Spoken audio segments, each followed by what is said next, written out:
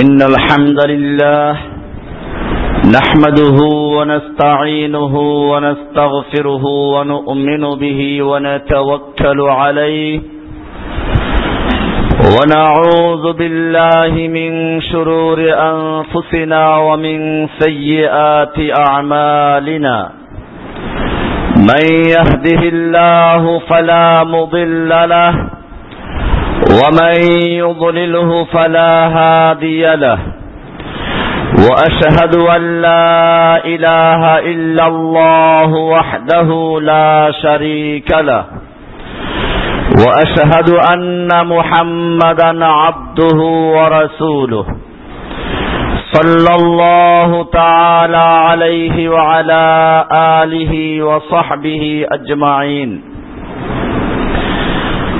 আল্লাহ সুবহানাহু ওয়া তাআলার মহান দরবারে শুকরিয়া জ্ঞাপন করছি, যিনি আমাদেরকে প্রতি জুমার ন্যায় আজকেও সালাতুল জুমা আদায় করার জন্য মারকাজুল উলুম আল ইসলামিয়া মসজিদে আসার তৌফিক এনায়েত করেছেন, এজন্য বলি আলহামদুলিল্লাহ।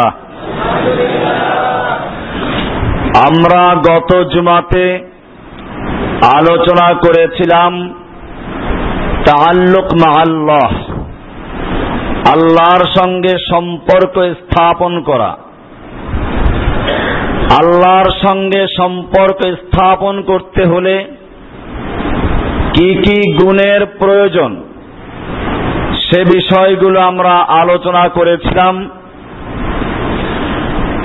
আল্লাহ সুবহানাহু ওয়া তাআলা পবিত্র কোরআনে ইরশাদ করেছেন, ইয়াওমা লা ইয়ানফাউ মালু ওয়ালা বানুন ইল্লা মান আতাল্লাহা বিকলবিন সালিম। কিয়ামতের দিবসে মানুষের সম্পদ এবং সন্তান কোনই কাজে আসবে না, উপকারে আসবে না। ইল্লা মান আতাল্লাহা বিকলবিন সালিম, শুধুমাত্র যে ব্যক্তি আল্লাহর নিকটে কলবে সালিম নিয়ে আগমন করবে, উপস্থিত হবে, আল্লাহ সুবহানাহু ওয়া তাআলা তাকে গ্রহণ করবেন। এই আয়াত থেকে বোঝা যায় মানুষের কলব কয়েক রকম হতে পারে। এ কারণেই আজকে আমরা আলোচনা করব তাজকিয়াতুন নুফুস বা আত্মশুদ্ধি। এই বিষয়টি অনেক গুরুত্বপূর্ণ বিষয়। ইসলামে এর গুরুত্ব অপরিহার্য। আমাদের ভারতবর্ষে যতগুলো পীরদের তরিকা জন্ম হয়েছে এই আত্মশুদ্ধিকে পুঁজি করে জন্মগ্রহণ করেছে। একদিকে আত্মশুদ্ধির যেমন প্রয়োজন, অপরদিকে এই আত্মশুদ্ধিকে কেন্দ্র করে এদেশে যে ভণ্ডামি এবং যে তরিকার আবিষ্কার হয়েছে এগুলো সম্পর্কেও সচেতন হওয়া জরুরি। আপনারা এই আলোচনার মাধ্যমে জানতে পারবেন তাজকিয়ার সঙ্গে বর্তমান প্রচলিত পীর মুরিদির কোনো দূরের সম্পর্ক নেই, বরং সম্পূর্ণ বিপরীতমুখী দুটি বস্তু। এজন্য আমরা প্রথমে তাজকিয়া শব্দের শাব্দিক অর্থ আলোচনা করছি। আত্মশুদ্ধি, যাকে আরবিতে বলা হয় তাজকিয়া, এর দুটো অর্থ। প্রথম অর্থ আত-তাজকিয়াতু, পরিষ্কার পরিচ্ছন্ন করা। আরবরা বলে যাক্কাইতু হাযা সাওবা, আমি এই কাপড়টাকে পরিষ্কার করলাম। ময়লা থেকে পরিচ্ছন্ন করা, কাপড়ের ময়লা দূর করতে গিয়ে আরবরা বলে যাক্কাইতু হাযা সাওব, আমি এই কাপড়টাকে পরিষ্কার করলাম। এমনি ভাবে তাজকিয়ার আরেকটা অর্থ আসে জাকাল মালু ইয়াজকি, জাকাল মালু ইয়াজকু, মাল বৃদ্ধি পেল, তাজকিয়ার এক অর্থ হচ্ছে বৃদ্ধি পাওয়া। এই শব্দ থেকে যাকাতকে যাকাত বলা হয়, কারণ যাকাতের মাধ্যমেও মানুষের মালের ময়লা অংশ অথবা গরিবের অংশ দূর করে বাকি অংশ পবিত্র হয়ে যায় এবং মালে বরকত বৃদ্ধি পায়। এই কারণে যাকাতকে যাকাত বলা হয়। তাহলে যাকাতের এক অর্থ হচ্ছে পবিত্র হওয়া, আর এক অর্থ হচ্ছে বৃদ্ধি পাওয়া। এখান থেকে তাজকিয়া, ইসলামের পরিভাষায় তাজকিয়া বলা হয় কোন মানুষ তার নফসকে, আত্মাকে, কলবকে সকল প্রকার শিরিক, বেদাত এবং অন্যান্য পাপ কাজ সমূহ থেকে কলুষতা মুক্ত করে সম্পূর্ণভাবে পরিষ্কার পরিচ্ছন্ন করে উত্তম চরিত্রের মাধ্যমে সজ্জিত করার নাম হচ্ছে তাজকিয়া, আত্মশুদ্ধি। আমি প্রায় বলে থাকি, একটা পুরাতন বিল্ডিং এ রং করতে গেলে মানুষ আগে পরিষ্কার পরিচ্ছন্ন করে, পুরাতন রং ঘষে মেজে দূর করে এরপরে নতুন রং দ্বারা সজ্জিত করে। ঠিক এরকম ভাবে তাজকিয়ার মানে হলো মানুষের আত্মাকে সমস্ত শিরিক, বেদাত, লোভ, মোহ, ক্রোধ, হাসাদ, গীবাত এরকম যতগুলো আত্মার রোগ আছে সমস্ত রোগ থেকে মুক্ত করে ধুয়ে মুছে পরিষ্কার করে এরপরে তাওহীদ, সুন্নাহ, এরকম সালাত, সিয়াম, যাকাত, হজ আরো যত ইবাদত রয়েছে এইগুলো দ্বারা সজ্জিত করার নাম হচ্ছে তাজকিয়া বা আত্মশুদ্ধি। পবিত্র কোরআনে এই রকম যারা আত্মশুদ্ধি করলো, আত্মাকে পরিচ্ছন্ন করলো, তাদের সম্পর্কে আল্লাহ সুবহানাহু ওয়া তাআলা বলেছেন, কদ আফলাহা মান তাযাক্কা। সূরা আলা 87 নম্বর সূরার 14 নম্বর আয়াত। নিশ্চয় সফলতা অর্জন করলো সে ব্যক্তি যে আত্মশুদ্ধি করবে, আত্মাকে শুদ্ধ করবে, পরিচ্ছন্ন করবে, কলুষতা মুক্ত করে তাওহীদ এবং সুন্নাহ দ্বারা পরিপূর্ণ করলো। কদ আফলাহা মান যাক্কাহা। এমনি ভাবে সূরা আল শামস 91 নম্বর সূরার 9 এবং 10 নম্বর আয়াতে বলা হয়েছে, কদ আফলাহা মান যাক্কাহা ওয়া কদ খাবা মান দাসসাহা। নিশ্চয়ই সফল কাম হয়েছে সে যে তার নফসকে পরিশুদ্ধ করেছে, যে তার নফসকে পরিশুদ্ধ করেছে। ওয়া কদ খাবা মান দাসসাহা। এবং ব্যর্থ হয়েছে সে যে তার নফসকে কলুষিত করেছে, যে তার নফসকে সে কি হয়েছে? ব্যর্থ হয়েছে। দাসসাহা, যে ওটাকে কলুষিত করেছে সে খাবা, বঞ্চিত হয়েছে, ব্যর্থ হয়েছে, ক্ষতিগ্রস্ত হয়েছে। কে? যে তার নফসকে, আত্মাকে, কলবকে ময়লা যুক্ত করলো, কলুষিত করলো। এখানে তাজকিয়ার দুটো অর্থই পাওয়া গেল। তাজকিয়া মানে হচ্ছে পরিচ্ছন্ন করা, তাজকিয়ার মানে হচ্ছে বৃদ্ধি করা, অর্থাৎ কলুষতা মুক্ত করে তাওহীদ এবং সুন্নাহ দ্বারা সজ্জিত করার নামই হচ্ছে তাজকিয়া। তাজকিয়ার মর্ম কথা সমস্ত গায়রুল্লাহ থেকে বর্জন করে শুধুমাত্র আল্লাহকে গ্রহণ করা।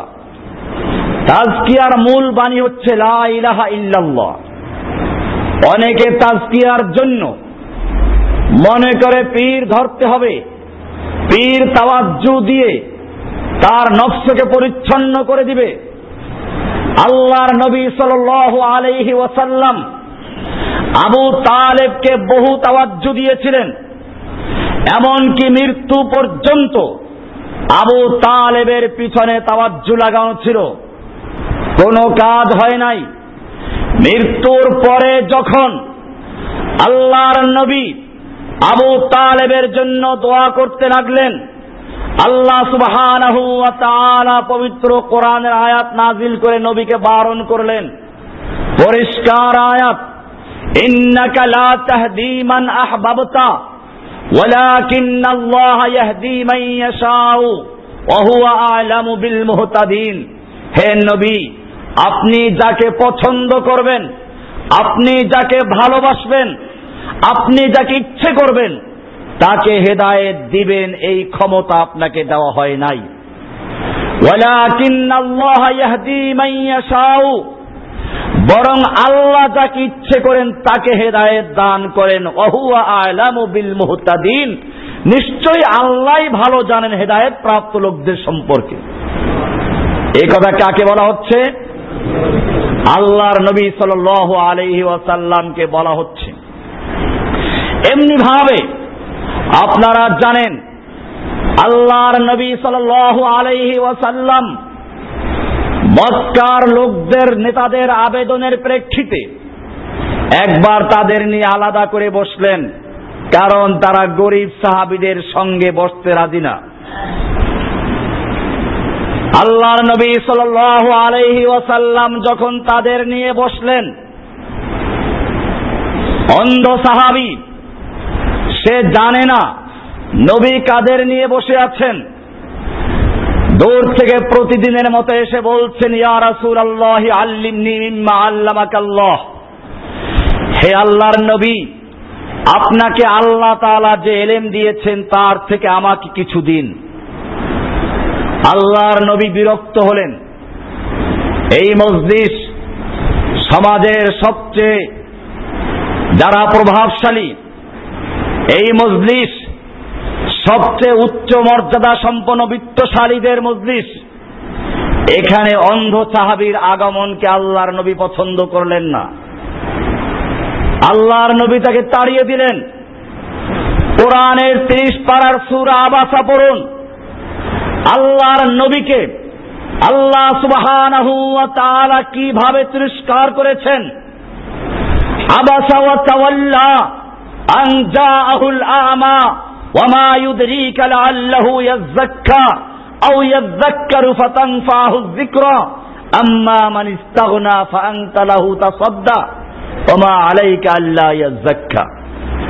আবাসা, সে চেহারা মলিন করেছে, ভুরু সংকুচিত করেছে। সে নবীকে বলা হয় না আপনি।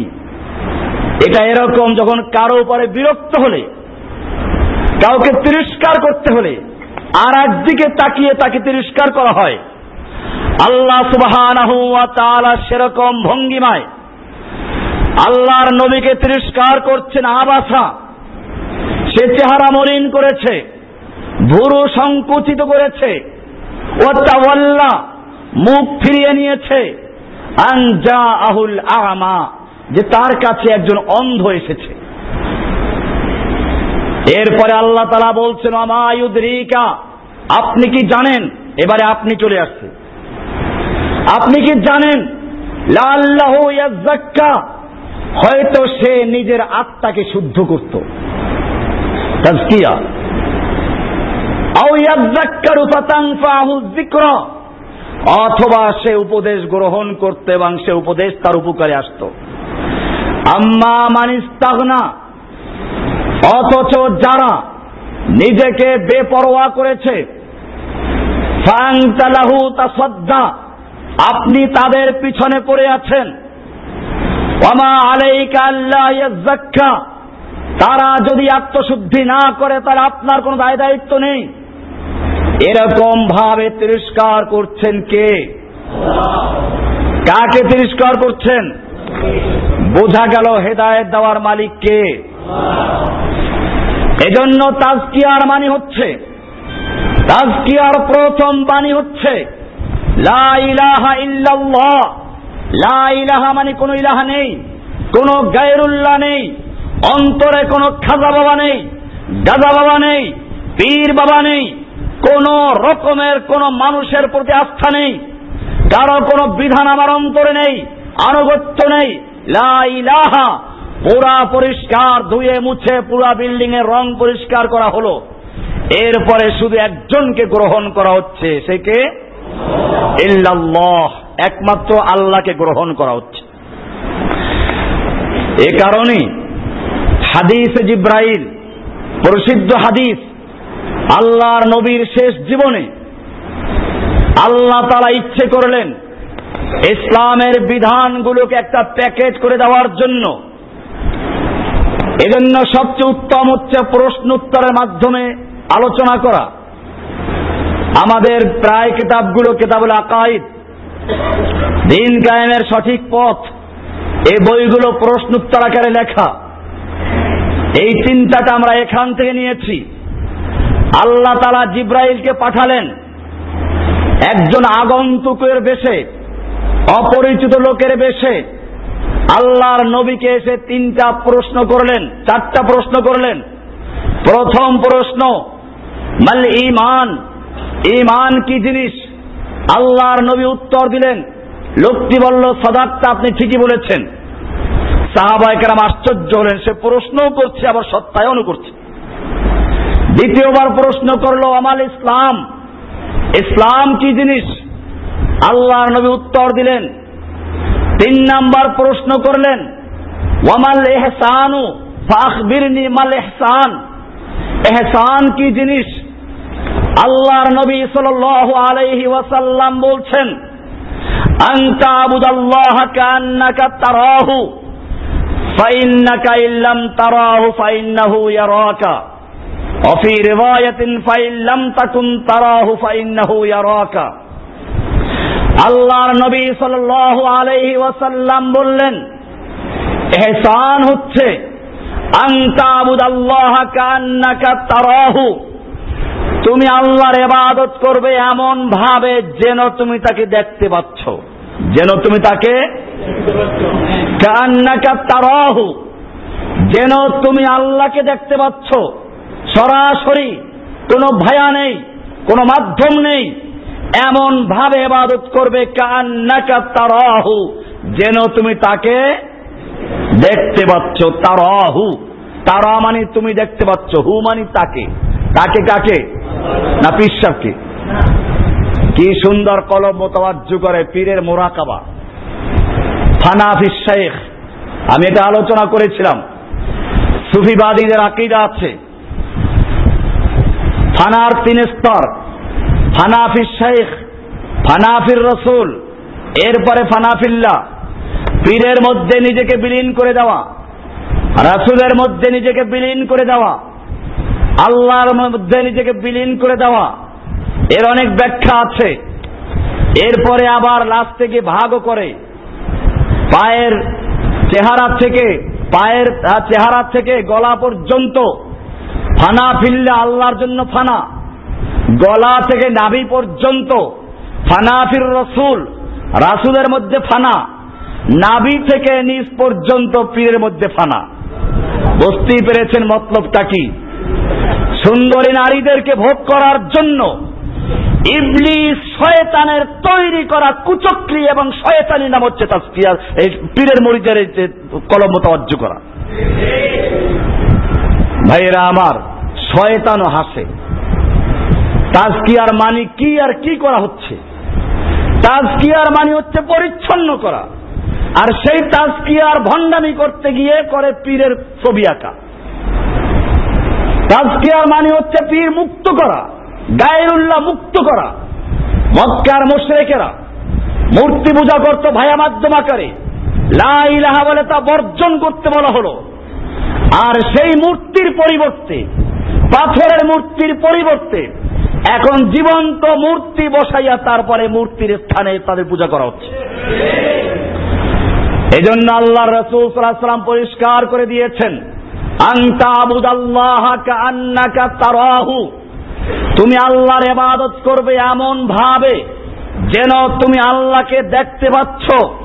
ফাইল্লাম তাকুন তারাহু, তুমি যদিও আল্লাহকে দেখতে পাচ্ছ না, ফাইন্নাহু ইয়ারাকা, তিনি তোমাকে দেখতে পাচ্ছেন।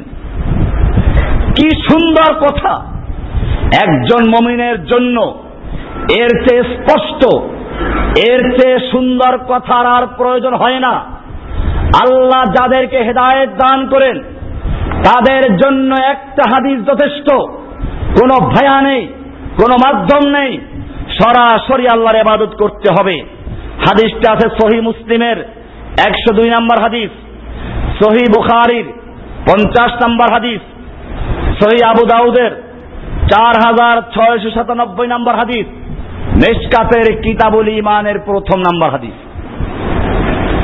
ভাইয়েরা আমার, ইহসান, এই ইহসানের নামই হচ্ছে ইখলাস, এটার নামই হচ্ছে ঈমানের সর্বোচ্চ শিখর। এই ইখলাস এবং ইহসান যে কোনো ইবাদত কবুল হওয়ার জন্য শর্ত। পবিত্র কোরআনে আল্লাহ সুবহানাহু ওয়া তাআলা ইরশাদ করেছেন, ওয়ামা উমিরু ইল্লা লিয়াবুদুল্লাহা মুখলিসিনা লাহুদ্দিন। আর তাদেরকে ওয়ামা উমিরু, আর কোন নির্দেশ দেওয়া হয়নি, আর কোন আদেশ করা হয়নি, ইল্লা, শুধু একটি নির্দেশ দেওয়া হয়েছে, লিয়াবুদুল্লাহা মুখলিসিনা লাহুদ্দিন হুনাফা, তারা একমাত্র আল্লাহর জন্য ইবাদত করবে, দ্বীনকে একমাত্র আল্লাহর জন্য খালেস করবে। সূরা বাইয়িনা 98 নম্বর সূরার 5 নম্বর আয়াত। তাজকিয়ার মর্ম কথা হচ্ছে সকল গায়রুল্লাহ থেকে মুক্ত হয়ে শুধু আল্লাহর সঙ্গে সম্পর্ক স্থাপন করা, সমস্ত গায়রুল্লাহ থেকে বিমুখ হয়ে আল্লাহর দিকে মুতাওয়াজ্জিহ হওয়া। পবিত্র কোরআনের সূরা নাম 6 নম্বর সূরার 79 নম্বর আয়াতে আল্লাহ তাআলা বলছেন, ইন্নী ওয়াজ্জাহাতু ওয়াজহিয়া লিল্লাযী ফাতারাস সামাওয়াতি ওয়াল আরদা হানিফা ওয়া মা আনা মিনাল মুশরিকিন। ইন্নী ওয়াজ্জাহাতু ওয়াজহিয়া, নিশ্চয় আমি আমার চেহারা মোতাওয়াজ্জহ করলাম। কার দিকে? না পীরের দিকে? কি সুন্দর শিখায়। আমি আমার কলব মোতাওয়াজ্জহ করলাম আমার নিজের দিকে, আমি আমার নিজের দিকে মোতাওয়াজ্জহ হলাম, আমার কলব মোতাওয়াজ্জহ করলাম পীরের কলবের দিকে, পীরের কলব মোতাওয়াজ্জহ তার পীরের দিকে, তার কলব মোতাওয়াজ্জহ তার পীরের দিকে, ওই পীরের কলব তার পীরের দিকে। এরকম কত মোতাওয়াজ্জহ হয়ে তারপরে ভায়া মাধ্যমে কার দিকে? আল্লাহ তাআলা এজন্যই কোরআনে বলেছেন, ওয়ামা ইউমিনু আকসারুহুম বিল্লাহি ইল্লা ওয়া হুম মুশরিকুন। সূরা ইউসুফ 106 নম্বর আয়াত। আল্লাহ তাআলা বলছেন, ওয়ামা ইউমিনু আকসারুহুম, তাদের বেশিরভাগ লোকেরা ঈমান আনে না, ইল্লা ওয়া হুম মুশরিকুন, তবে ঈমান আনে শিরক যুক্ত অবস্থায়। বেশিরভাগ লোকেরা ঈমান আনে কি অবস্থায়? আরো সহজ করে বললে তর্জমা দাঁড়ায়, বেশিরভাগ লোকেরা ঈমানদার হওয়া সত্ত্বেও মুশরিক। ঈমানদার হওয়া সত্ত্বেও কি? ঈমানদার মুশরিক। এই মুশরিক আবু জাহেলকে বলা হয় নাই, এই মুশরিক ঈমানদার মুশরিক, এই মুশরিক নামাজ পড়া মুশরিক, এই মুশরিক যাকাত দেয়, এই মুশরিক হজ করে, এই মুশরিক তাহাজ্জুদ পড়ে, এই মুশরিক সব ইবাদত করে, তাসবিহ তাহলিল করে, এরপরও মুশরিক। কারণ এই মুশরিক কলব মোতাওয়াজ্জহ করে কার দিকে? পীরের দিকে কলব মোতাওয়াজ্জহ করে। এই যে দেওয়ান কি কুতুববাগী পীর, এর বই আছে সংক্ষিপ্ত ওজিফা, দেখবেন এইভাবে কিভাবে লিখেছে, কেমনে কেমনে মোতাওয়াজ্জহ করবেন। তারপরে লিখেছে, পীরের দিলে দিল মিশাইলে মুর্দা দিল জিন্দা হয়, অতুল দরিয়ার তলে ডোবা তরি ভেসে যায়। কেন ভাবো জুদা জুদা, যেথায় মোরশেদ সেথায় খোদা। তবু তো একটু রেখে বলছে। আবার কেউ কেউ বলে যেহি মোরশেদ সেই খোদা। উনি লিখেছেন যেথায় মোরশেদ সেথায় খোদা। আর এর চেয়ে অ্যাডভান্স করে জানাচ্ছে, তারা কি বলে? যেহি মোরশেদ সেই খোদা। কারণ পীর তো আল্লাহর সঙ্গে মিশে গেছে। এই কারণে তাওহীদের ইমাম ইব্রাহিম আলাইহিস সালাতু ওয়াস সালাম শিখিয়ে দিলেন, বলো ইন্নী ওয়াজ্জাহতু ওয়াজহিয়া নিশ্চয়ই আমি আমার চেহারা মোতাওয়াজ্জু করলাম কার দিকে? পীরের দিকে, মাজারের দিকে, গায়রুল্লাহর দিকে নয়। লিল্লাযী ফাতারাস সামাওয়াতি ওয়াল আরদা, সেই মহান সত্তার দিকে, মহান জাতের দিকে, যিনি সমস্ত আসমান এবং জমিনকে সৃষ্টি করেছেন, তার দিকে মোতাওয়াজ্জু হলাম।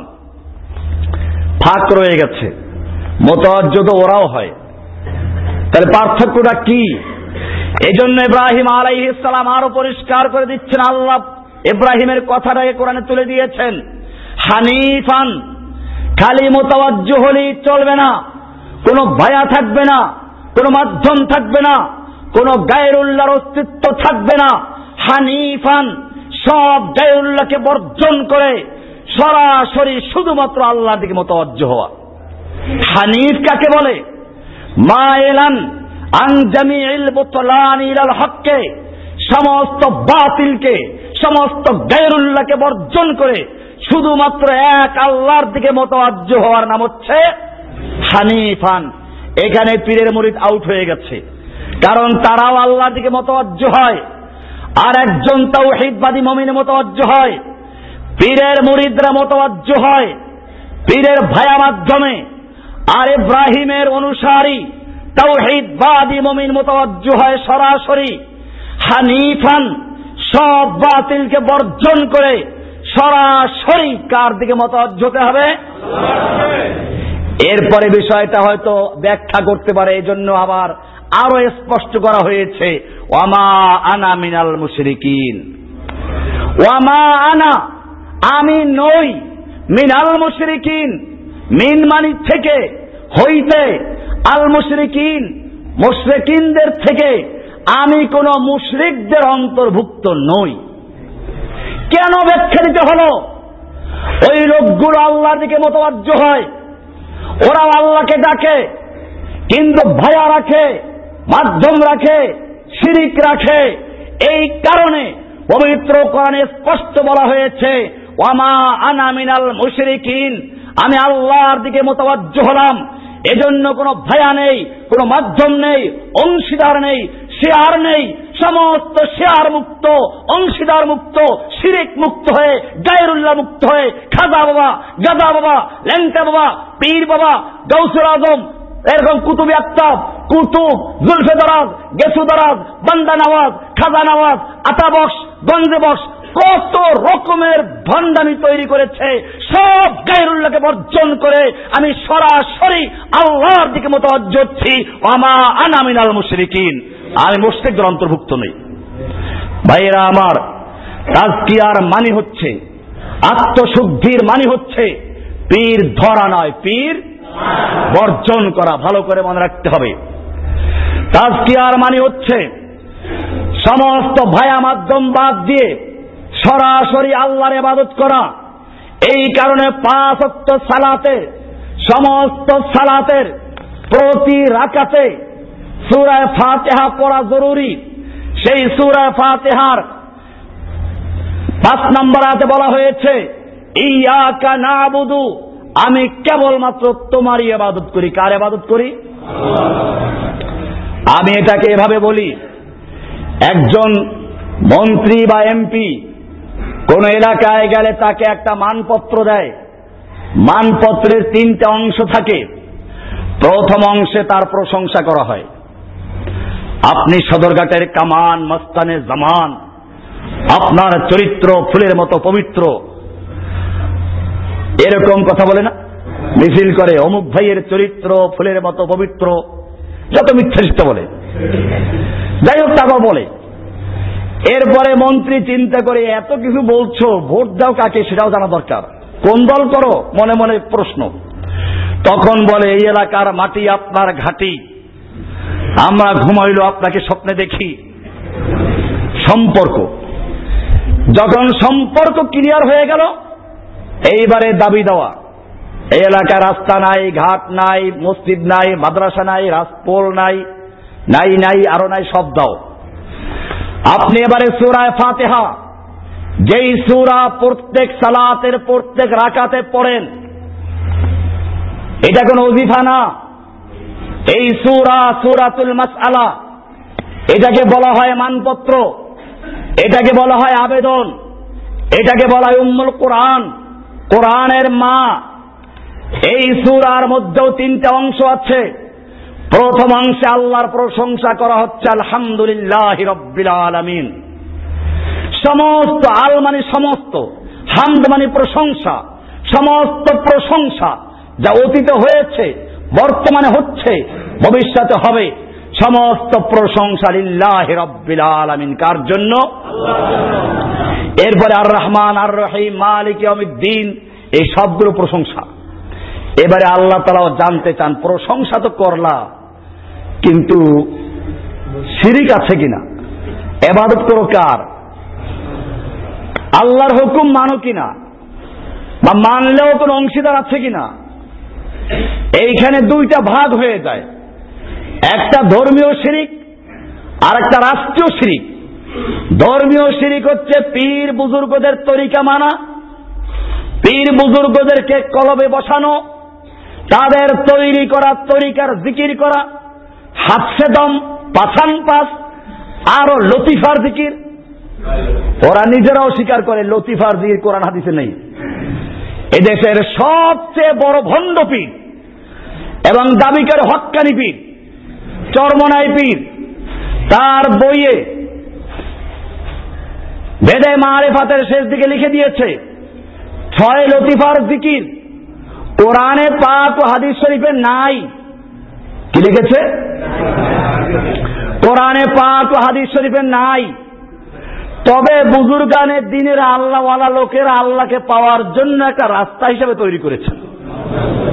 তার মানে হচ্ছে আল্লাহকে পাওয়ার জন্য কি তরিকার প্রয়োজন, এটা আল্লাহর নবী বলে যান নাই, সাহাবায়ে কেরাম বলে যান নাই, অবশিষ্ট রয়ে গিয়েছিল এই পীর বুজুর্গেরা।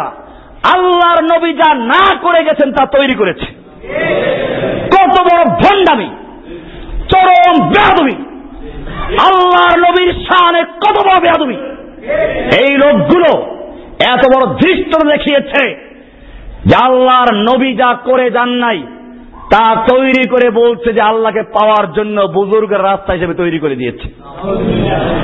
এই 6 লতিফার জিকির আল্লাহর নবী শিখান নাই, সাহাবায়ে কেরাম শিখান নাই। মুখ বন্ধ করে সাপের মতো ফোসফোস করা আল্লাহর নবী শিখান নাই। লাফ দিয়ে বাদরের মতো সামিয়ানার উপরে ঝুলে থাকা এই বান্দরামি কোন সাহাবায়ে কেরাম শিখান নাই, আল্লাহর নবী শিখান নাই। সাহাবায়ে কেরাম বাদর ছিলেন না, বান্দরামি করা কোনো মুসলমানদের কাজ হতে পারে না। ভাইয়েরা আমার, মনে রাখতে হবে তাজকিয়ার মানিটা কি। এই তাজকিয়াকে পুঁজি করে পীর মুরিদের ব্যবসা চালু করা হয়েছে। দুনিয়ার সবচেয়ে লাভজনক ব্যবসা, যেই ব্যবসায় কোনো পুঁজির প্রয়োজন হয় না, যেই ব্যবসায় কোনো ঝুঁকি নাই, কেবল লাভই আর লাভ, সেই ব্যবসার নাম কি? পীর মুরিদি ব্যবসা আর বিভিন্ন তরিকা তৈরি করে দেওয়া। এই কারণে আল্লাহ সুবহানাহু ওয়া তাআলা যেন জিজ্ঞেস করছেন সূরা ফাতিহায়, তুমি তো মাশাআল্লাহ খুব প্রশংসা করলা, বলো ইবাদত করো কার? এইবারে বান্দা পরিচয় দিচ্ছে। তোমার পরিচয় কি বলো? বান্দা পরিচয় দিচ্ছে, ইয়াকা নাবুদু, আল্লাহ আমার পরিচয় হচ্ছে ইয়াকা নাবুদু, আমি কেবলমাত্র তোমারই গোলামি করি। তোমার আমার সঙ্গে সম্পর্ক হচ্ছে আমি কেবলমাত্র তোমারই গোলাম, আর তুমি হচ্ছে আমার মালিক। গোলাম আর মালিকের সম্পর্ক তোমার সঙ্গে আমার।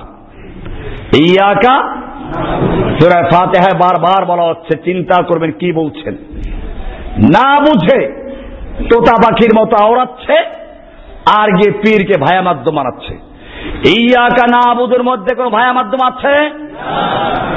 ইয়াকা নাবুদু, যেন আল্লাহ তাআলা জিজ্ঞেস করছেন, বলো তোমার পরিচয় কি, কার আনুগত্য করো, কার গোলামি করো।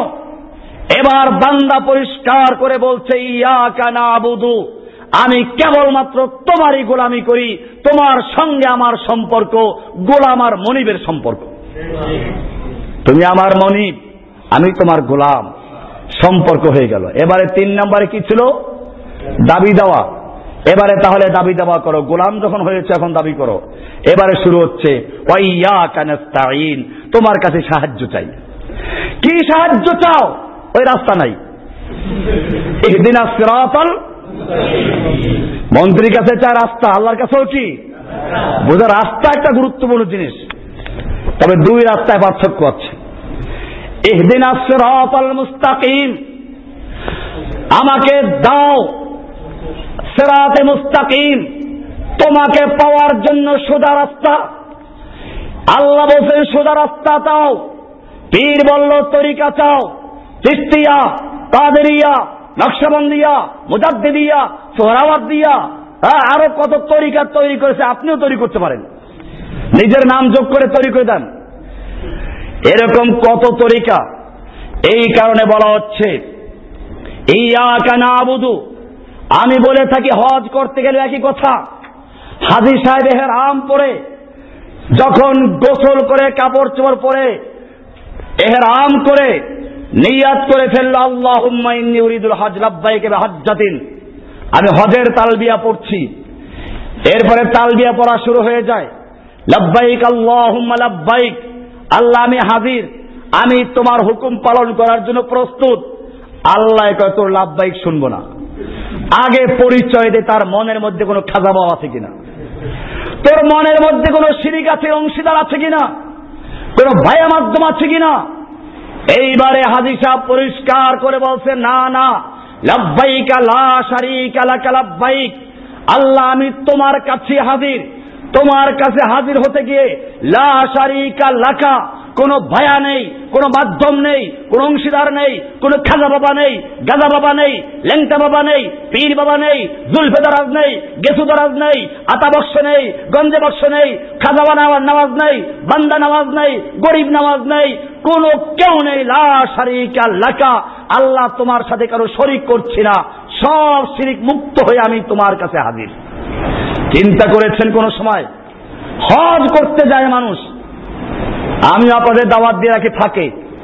এবার যারা আমার সঙ্গে হজ করতে যেতে চান ইনশাআল্লাহ আমি টাকা জমা দিয়েছি, 10 দিন সময় বাড়ানো হয়েছে, এই সপ্তাহ পুরো আছে, সামনের সপ্তাহ এখনো যাওয়ার সুযোগ আছে। যারা হজে যেতে চান এই সপ্তাহের মধ্যে পাসপোর্টের কপি আর টাকা জমা দিয়ে ছবি জমা দিয়ে দেবেন। যাই হোক, হজ করতে যে মানুষ যায় বাইতুল্লাহ তওয়াফ করে এসে বাড়ি এসে জিজ্ঞেস করে ওই যে একটা মাজার সবাই তওয়াফ করলো, গিলাফ পড়লো, মাজারটা কোন বাবার? বাবার মাজার দেখে গিলাফ জ্বালানো, দেখে দেখে এমন ভাবে নষ্ট হয়েছে, আল্লাহর ঘরটা কেউ গিয়ে জিজ্ঞেস করে কোন বাবার মাজার, ইব্রাহিম আলাইহিস সালাম মাজার কিনা তালাশ করে। আপনি দেখবেন এখানে বহু হাজি আছে যারা বলে ওখানে ইব্রাহিমের মাজার আছে, ইসমাইলের মাজার আছে, এইসব প্রচার করে। ভাইয়েরা আমার, হজ করতে গেল লাব্বাইক লা শারীকা লাকা লাব্বাইক, নামাজ পড়তে গেলে ইয়াকা নাবুদু, সমস্ত গায়রুল্লাহকে ত্যাগ করতে হয়। এটার নামে তাজকিয়া। তাজকিয়ার মানে হচ্ছে সমস্ত তাগুতকে বর্জন করে, সমস্ত রশি মশি বাদ দিয়ে এক রশি ধারণ করা। পবিত্র কোরআনের সূরা বাকারা 2 নম্বর সূরার 256 নম্বর আয়াত আল্লাহ তাআলা বলছেন, ফামান ইয়াকফুর বিত-তাগুত ওয়া ইউমিন বিল্লাহি ফাকাদ ইসতামসাকা বিল উরওয়াতিল উসকা লা ইনফিসামা লাহা। ফামান ইয়াকফুর বিত-তাগুত, যে ব্যক্তি তাগুতকে কুফর করলো, প্রত্যাখ্যান করলো, ওয়া ইউমিন বিল্লাহি, অতঃপর আল্লাহর উপর ঈমান আনলো। আগে বর্জন, তারপরে গ্রহণ। আগে লা ইলাহা মানে বর্জন, কোন ইলাহা নাই, বর্জন। এরপরে এখানেও খেয়াল করুন, সূরা বাকারা আয়াতুল কুরসির পরের আয়াতটা 256 নম্বর আয়াত আল্লাহ তাআলা বলছেন, ফামান ইয়াকফুর বিত-তাগুত, এটা শর্ত যে তাগুতকে কুফর করবে, অতঃপর ইউমিন বিল্লাহি, আল্লাহর উপর ঈমান আনবে। বোঝা গেল তাগুতকে কুফর না করে, তাগুতকে প্রত্যাখ্যান না করে, তাগুতকে বর্জন না করে যতই আল্লাহ বিল্লাহ করে কোনো কাজ হবে না। আল্লাহর ইবাদত করে তাগুতের সঙ্গে মাশাআল্লাহ খুব আনুগত্যশীল। এটা মুমিন নয়। সব নবীদেরকে আল্লাহ তাআলা দায়িত্ব দিয়েছেন এই তাজকিয়া করার। তাজকিয়ার মানে তাগুত বর্জন করা। সূরা নাহল 36 নম্বর আয়াত আল্লাহ তাআলা পরিষ্কার বলেছেন, ওয়ালাকাদ বাআসনা ফি কুল্লি উম্মাতির রাসূলা আন ইবুদুল্লাহ ওয়াজতানিবুত তাগুত। আমি প্রত্যেক জাতির কাছে রাসূল প্রেরণ করেছি এই মর্মে আদেশ দিয়ে, আন ইবুদুল্লাহ ওয়াজতানিবুত তাগুত, এক আল্লাহর ইবাদত করবে আর তাগুতকে খালি বর্জন না। এই ইজতিনাব শব্দের মূল অর্থ হচ্ছে নিরাপদ দূরে থাকা। ওই যে ট্রাকের পিছনে লেখা থাকে নিরাপদ দূরে থাকুন, 200 গজ দূরে থাকুন, এরকম ভাবে ইজতিনাব মানে হচ্ছে তাগুতের থেকে নিরাপদ দূরে থাকুন। তাগুত মানে হচ্ছে ওই সমস্ত শাসক যারা আল্লাহর পরিবর্তে নিজের আইন তৈরি করে, ওই সমস্ত বিচারক যারা মানব রচিত বিচার আইন দিয়ে বিচার করে। তাগুত মানে হচ্ছে ওই সমস্ত পীর ফকির যারা আল্লাহর শিখানো, আল্লাহর রসুলের বাতলানো তরিকা বাদ দিয়ে নিজেরা তরিকা তৈরি করে। তাগুত হচ্ছে ওই শয়তান যে মানুষকে বিভিন্ন তরিকা আবিষ্কার করে শিখিয়ে দিয়ে নিজে ইবাদত নেয়। এক কথায় আল্লাহর পরিবর্তে প্রত্যক্ষ বা পরোক্ষ ভাবে যার ইবাদত করা হয় তার নাম কি? তাগুত চিনে এই জাতি, অথচ তাগুত থেকে বর্জন করে ইমানের জন্য শর্ত। আল্লাহ তাআলা বলছেন, ওয়ালাকাদ বাআসনা ফি কুল্লি উম্মাতির রাসূলান, আমি প্রত্যেক জাতির কাছে রাসূল পাঠিয়েছি। কি হুকুম দিয়ে? আন ইবুদুল্লাহ ওয়াজতানিবুত তাগুত, তোমরা আল্লাহর ইবাদত করবে, তাগুতকে বর্জন করবে। তাহলে তাগুত একটা গুরুত্বপূর্ণ বিষয়। তাগুতকে বর্জন না করলে ঈমানদার হওয়া যায় না।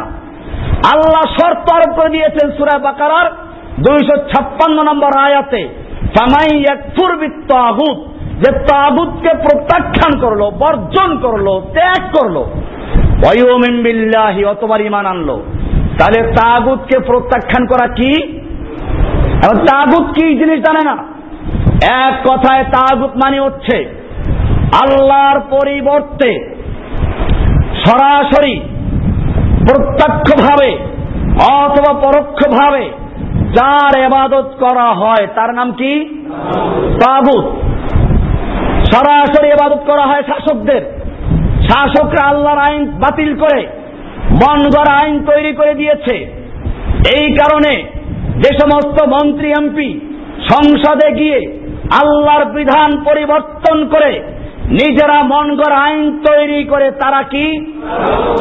এমনি ভাবে যেই সমস্ত বিচারকেরা আল্লাহর বিধান থাকা সত্ত্বেও চোরের হাত কাটার বিধান বাদ দিয়ে মানব রচিত আইন দিয়ে বিচার করে, যে সমস্ত বিচারকেরা জেনাবে বিচারের বিচার আল্লাহরটা বাদ দিয়ে মানুষেরটা দিয়ে বিচার করে, যে সমস্ত বিচারকেরা আল্লাহর দেওয়া সম্পত্তি বন্টনের আইন বাতিল করে মানুষের তৈরি করা আইন দ্বারা বিচার করে, তারা তাগুত। এমনি ভাবে ওই সমস্ত পীরেরা যারা আল্লাহর দেওয়া হুকুম বাদ দিয়ে, ওজিফা বাদ দিয়ে নিজেরা ওজিফা তৈরি করে দেয়, আল্লাহর রসুল আনিত শরিয়া বাদ দিয়ে নিজেরা শরিয়াত তৈরি করে দেয়, তারাও তাগুত। এরকম শয়তান ও তাগুত। আল্লাহ তাআলা বলছেন, ফামান ইয়াকফুর বিত-তাগুত, যে ব্যক্তি তাগুতকে প্রত্যাখ্যান করলো, বর্জন করলো, ওয়া ইউমিন বিল্লাহি, এরপর ঈমান আনলো, এই দুই শর্ত যারা পূরণ করলো, ফাকাদ ইসতামসাকা বিল উরওয়াতিল উসকা, সে ব্যক্তি শক্ত রজ্জু ধারণ করলো, শক্ত হাতল ধারণ করলো, যা কখনো ছিঁড়ে যাবার নয়। লাং ফিসামা লাহা, যা কখনো ছিঁড়ে যাবে না। তোমার 8 রশি ছিঁড়ে যাবে, 7 রশি ছিঁড়ে যাবে, চিশতিয়ার রশি ছিঁড়ে যাবে, কাদরিয়া ছিঁড়ে যাবে, নকশবন্দিয়া ছিঁড়ে যাবে, সোহরাওয়ার্দিয়া ছিঁড়ে যাবে, কিন্তু যে ব্যক্তি এক রশি ধরবে, কার রশি? কখনো ছিঁড়ে যাবে না। এই ফ্যানটা ঝুলন্ত আছে একটা করার সঙ্গে, এটার নাম ওরো আরবিতে করা। এটা মজবুত কিন্তু লাগানো ঠিক হয় নাই, তাতেও চলবে না। এই জন্য কোরআন বলছে ফাকাদ ইসতামসাকা। ইসতামসাকা মানে দুই হাতে শক্তভাবে ধরা। এক হাতে ধরলে চলবে না, একদিকে বর্জন আর একদিকে এই দুই হাত, একদিকে লা ইলাহা আর একদিকে ইল্লাল্লাহ, একদিকে বর্জন আর একদিকে গ্রহণ, ফামাইয়াকফুর বিত্তাগুত, তাগুতকে কুফর করো, বর্জন করো। এরপরে ওয়ায়ুমিন বিল্লাহি, আল্লাহর উপর ঈমান আনো, এই দুই হাতে ধরো। এরকম যারা ধরলো ফাকাদ ইসতামসাকা বিল উরওয়াতিল। আর আমি দাওয়াত দিলাম, লা ইলাহা ইল্লাল্লাহ দাওয়াত দিলাম, তাগুত গিয়ে আমার দাওয়াতের মঞ্চ তৈরি করে দিল, তাগুত গিয়ে আমার মাহফিলের, আমার বড় মাহফিলের চতুর্দিকে পাহারাদারি করলো, তাগুত গিয়ে ব্রিজ তৈরি করে দিল। এরকম যদি হয় তাহলে বুঝতে হবে তাগুতকে বর্জন করা হয় নাই। এই লা ইলাহা, আমি আগেই বলেছি, এই লা ইলাহার দাওয়াত আল্লাহর নবী দেন নাই। যাই হোক, আজকে আমি সেদিকে যাচ্ছি না। ভাইরা আমার, পরিষ্কার হয়ে গেল যত গায়রুল্লাহ, যত তাগুত, সবগুলো বর্জন করাই হচ্ছে তাজকিয়ার মূল উদ্দেশ্য, মর্ম কথা। আপনারা জানেন মক্কার কুফাররা আল্লাহর ইবাদত করত, তারাও বাইতুল্লাহ তওয়াফ করত, হজ করত। আবু জাহেল হজ করত, আবু জাহেল পীর ছিল, লম্বা দাড়ি ছিল, পাগড়ি পরত, প্রতিদিন মসজিদে ফজর আগে গিয়ে বসে থাকত। আল্লাহর নবী যেদিন মেরাজ থেকে আসলেন সেদিনও সর্বপ্রথম দেখা হয়েছিল কার সাথে? মক্কার পীর সাহেব আবু জাহেলের সাথে। মনে রাখতে হবে, আবু জাহেলরা কিন্তু নাস্তিক ছিল না। আবু জাহেলরা আল্লাহকে অস্বীকার করত না। কোরআন পরিষ্কার বলছে, সূরা ইউনুস 10 নম্বর সূরার 18 নম্বর আয়াত, আল্লাহ তাআলা বলছেন, ওয়ায়াবুদুনা মিন দুনিল্লাহি মা লা ইয়াদুররুহুম ওয়া লা ইয়ানফাউহুম। ওরা আল্লাহর পরিবর্তে এমন জিনিসের ইবাদত করে যা ওদের ক্ষতি করতে পারে না, উপকার করতে পারে না। দেবদেবীর পূজা করে, আর কি বলে?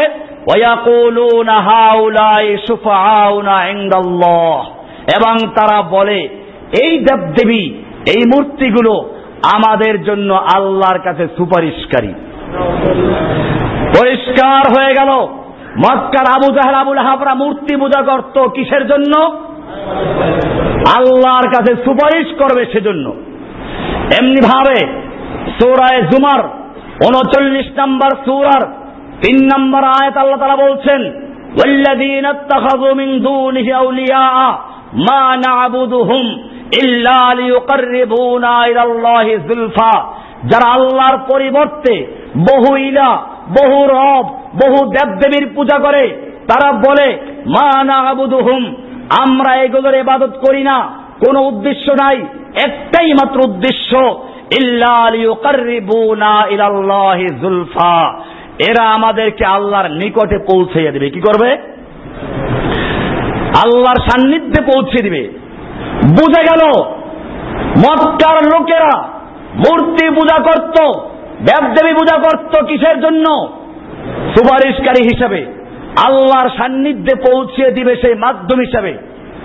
এ কারণে যদি মক্কার মুশরিকেরা কাফের হয়ে থাকে, তাহলে যারা একই উদ্দেশ্যে পীরদেরকে পূজা করে আর মান্য করে, আর বলে জজের কাছে কিছু বলতে হইলে উকিল ধরা লাগে, প্রধানমন্ত্রীর কাছে কিছু চাইতে হইলে মন্ত্রী এমপির সুপারিশ লাগে, অতএব আল্লাহর কাছে বলতে হইলেও পীর সাহেব লাগে। অশিক্ষিত মূর্খ মুরিদরা, মাশাআল্লাহ যুক্তিটা খুব সুন্দর যুক্তি। ভাইয়েরা আমার, মূর্খ মুরিদরা বিশ্বাস করতে পারে, কিন্তু কোরআন বলে এই একই উদ্দেশ্যে মক্কার মুশরিকেরা মূর্তি পূজা করত। জজের কাছে উকিল ধরা লাগে কেন? ভালো করে বুঝো। জজ গায়েব জানে না, কে কাকে খুন করলো জানে না, দুই পক্ষের উকিল লাগিয়ে দেয়, ঝগড়া করো, জেরা করো, সত্য উদ্ঘাটন করো। আমি জানতে চাই, দুনিয়ার জজের কাছে সত্য উদ্ঘাটনের জন্য উকিলদের তর্ক করতে হয়, জেরা করতে হয়, তার মাধ্যমে তারা সত্যটাকে জজের সামনে তুলে ধরে। আল্লাহর কাছে কি কিছু অজানা আছে যেটা পৃষ্ঠারা তুলে ধরবেন? দুনিয়ার জজ নিজের চোখে যদি দেখে একজন আরেকজনকে খুন করেছে, ওই মামলা তার আদালতে আসলো, সাক্ষী প্রমাণ ছাড়া সে কি ফাঁসির হুকুম দিতে পারবে? তার আদালতে বিচার আসলো, সাক্ষী প্রমাণ আসলো সব বিরুদ্ধে, ইনি খুন করেন নাই, জজ তাকে বেকসুর খালাস দিতে বাধ্য, ঠিক কিনা? নিজের দেখা এলেম দিয়ে বিচার করতে পারে না। আল্লাহ সুবহানাহু ওয়া তাআলাকে এই দুর্বল জজের সঙ্গে তুলনা করেছো, যে আল্লাহ তাআলা কোরআনে বলেছেন আলাইসাল্লাহু বিআহকামিল হাকিমিন, আল্লাহ আহকামুল হাকিমিন, বিচারকদের বিচারক। তিনি কারো পক্ষে কারো কাছে মুখাপেক্ষি নন, জবাবদিহিতে বাধ্য নন, নিজের এলেম অনুযায়ী বিচার করতে পারেন। সর্বময় ক্ষমতার অধিকারী সেই মহান আল্লাহ সুবহানাহু ওয়া তাআলাকে দুনিয়ার বিচারকের সঙ্গে তুলনা করে যারা উকিল হয়ে বসে আছে, কত বড় বেয়াদব, কত বড় চরম ধৃষ্টতা প্রদর্শন করছে। এই বেয়াদবদের জন্য আমাদের মনে রাখতে হবে, এরা পরিষ্কার আল্লাহর দিনের মধ্যে শিরক ঢুকিয়ে দিয়েছে। প্রধানমন্ত্রীর কাছে চাইতে হইলে মন্ত্রী এমপির সুপারিশ লাগে, ওই বেটা কার সুপারিশ লাগে? যারে প্রধানমন্ত্রী চিনে না, কোন দল করে কি করে চেনে না, তখন যারা চিনে তাদের সুপারিশ চায়। মন্ত্রী এলাকার এমপির সুপারিশ নিয়ে আসো, আসলে ভোট দেয় কাকে, কোন দলকে তা জানার জন্য। আল্লাহ কি কাউকে চিনেন না? প্রধানমন্ত্রী নিজের ছেলে, নিজের আত্মীয় যদি প্রধানমন্ত্রীর কাছে কিছু চায়, মন্ত্রী এমপির কি সুপারিশ নেওয়া লাগে? তাহলে বুঝতে হবে প্রধানমন্ত্রীর কাছে তার আপনজনের যেমন কোনো সুপারিশ লাগে না, আল্লাহর কাছে আল্লাহর প্রতিটি বান্দা ওই মন্ত্রীর আপনজনের চেয়ে বেশি প্রিয়, বেশি পরিচিত। এই কারণে আল্লাহর কাছে কিছু চাইতে হইলে কোন গায়রুল্লাহ, কোন মন্ত্রী এমপি, পীর বুজুর্গ ফকিরের কোন সুপারিশের প্রয়োজন নেই। ভাইরা আমার, কোরআন আল্লাহ সুবহানাহু ওয়া তাআলা স্পষ্ট করে দিয়েছেন, তুমি সুপারিশ নিচ্ছ কার? আল্লাহ তাআলা একটু কটাক্ষ করেই বলেছেন। আল্লাহ তাআলা বলছেন সূরা হজ 22 নম্বর সূরার 73 নম্বর আয়াতে আল্লাহ তাআলা বলছেন, ইয়া আইয়ুহান নাসু দুরিবা মাসালুন ফাসতামিউ লাহ, হে লোক সকল, ও হে মানব জাতি, তোমাদেরকে বুঝানোর জন্য একটা দৃষ্টান্ত দেওয়া হচ্ছে। ফাসতামিউ লাহ, কান লাগাইয়া শুনো, কান খুলে শুনো। কি সেটা? আল্লাহ তাআলা বলছেন, ইন্নাল্লাযীনা তাদউনা মিন দুনিল্লাহি, নিশ্চয়ই তোমরা আল্লাহর পরিবর্তে যাদের ইবাদত করো, ভায়া মাধ্যম বানাও, যাদেরকে ডাকো, লা ইয়াখলুকু যুবাবান, তারা একটা মাছিও তৈরি করতে পারে না। ওয়ালা বিজতামাউ লাহ, তারা যদি সব একত্র হয়, দুনিয়ার সমস্ত খাজা বাবা, গাজা বাবা, লেংটা বাবা, পীর বাবা, দেব দেবীওয়ালা সব একত্র হয়, ওয়ালা বিজতামাউ লাহু, সব যদি একটা মাছি তৈরি করার জন্য একত্র হয়, তাহলে তারা একটা মাছিও তৈরি করতে পারবে না। শুধু তৈরি করাই না, এরপর বলছেন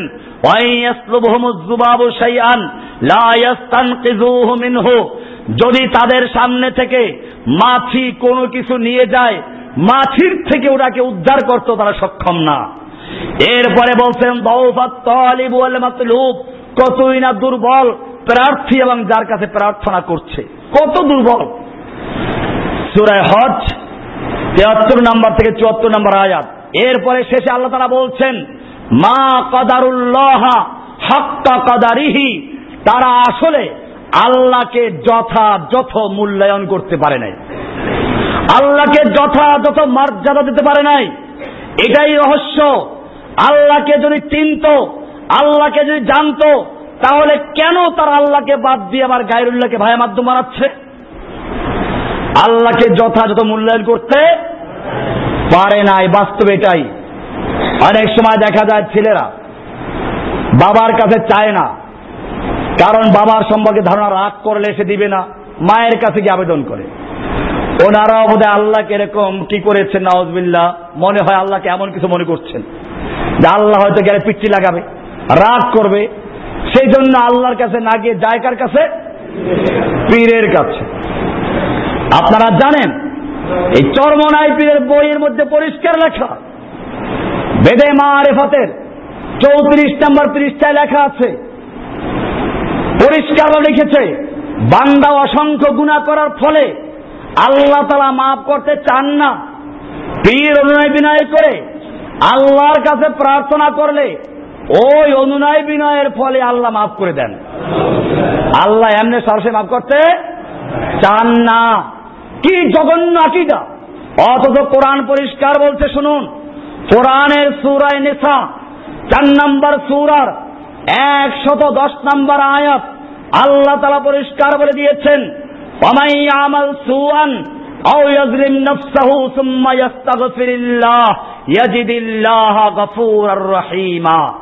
আল্লাহ তাআলা বলছেন, মান ইয়ামাল সুআন, যে ব্যক্তি কোনো অন্যায় করলো, আও ইয়াজলিম নাফসাহু, অথবা নিজের উপরে জুলুম করলো, অত্যাচার করলো, পাপ করতে করতে সীমা লঙ্ঘন করে ফেলেছে, আল্লাহ তাআলা বলছেন সুম্মা ইস্তাগফিরিল্লাহ, অতঃপর সে আল্লাহর কাছে ইস্তেগফার করে ক্ষমা চায়, ইয়াজিদিল্লাহ, সে অবশ্যই আল্লাহকে পাবে, গফুরার রহিমা, ক্ষমাশীল এবং দয়ালু।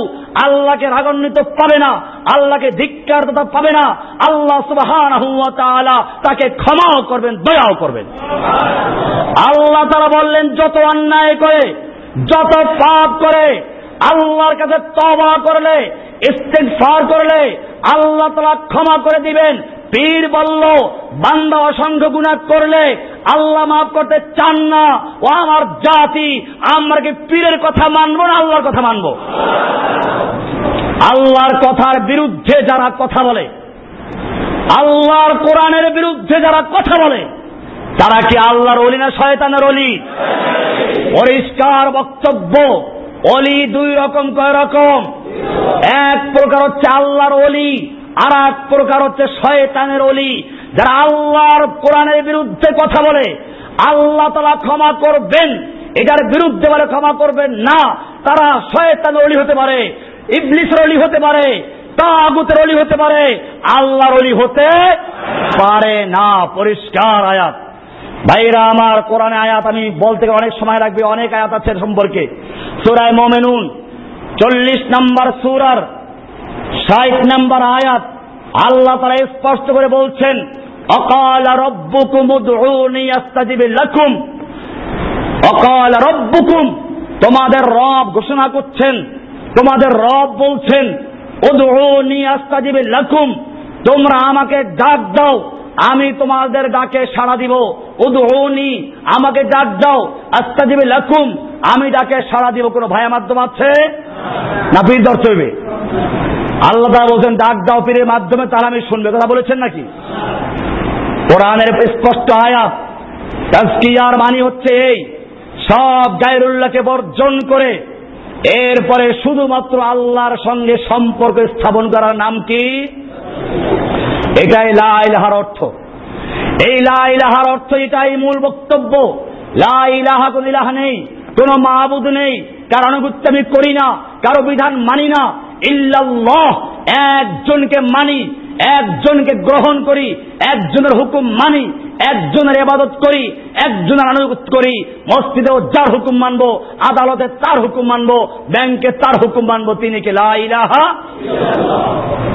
ভাইরা আমার, এই তাজকিয়ার গুরুত্ব কত বেশি শুনুন।